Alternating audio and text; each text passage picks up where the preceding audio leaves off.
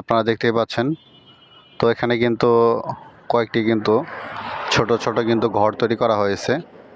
তো এই ঘরগুলো দেখতে পাচ্ছেন, এখানে কিন্তু বিভিন্ন রং বেরঙের এবং কি সুন্দর করে কালারিং টিন দিয়ে কিন্তু এই ঘরগুলো কিন্তু তৈরি করা হয়েছে, আপনারা দেখতেই পাচ্ছেন।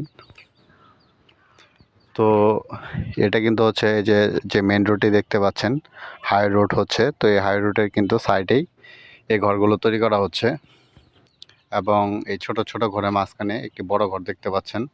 তো এগুলো কিন্তু রেস্টুরেন্ট তৈরি করা হচ্ছে। তো দেখতে পাচ্ছেন অনেক সুন্দর করে কিন্তু ঘরগুলো তৈরি করা হয়েছে। তো এখানে কিন্তু এগুলোর কাজ কিন্তু এখনও চলমান। তো আপনারা দেখতে পাচ্ছেন এটা কিন্তু হচ্ছে ভাসমান কিন্তু একটি নদী। তো এখানে কিন্তু সাপোর্ট দিয়ে তারপরে কিন্তু এই ঘরগুলো তৈরি করা হয়েছে এবং কি দেখতে পাচ্ছেন নিটে কিন্তু কাঠ কিন্তু ব্যবহার করা হয়েছে, অনেক শক্তিশালী কাঠ কিন্তু এখানে ব্যবহার করা হয়েছে এবং কি যে সাইডে কিন্তু লোহাও রয়েছে। তো লোহা এবং কাঠের মাধ্যমে কিন্তু এগুলো শক্তিশালীভাবে কিন্তু তৈরি করা হচ্ছে, দেখতে পাচ্ছেন।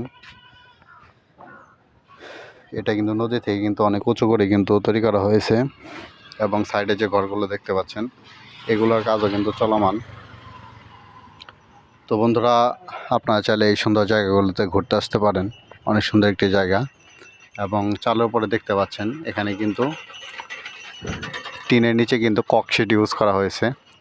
তো ককশিট দেওয়ার ফলে এখানে কিন্তু যদি রোদ পড়ে তো সেক্ষেত্রে কিন্তু গরম একটু কম লাগবে এই ককশিট দেওয়ার জন্য।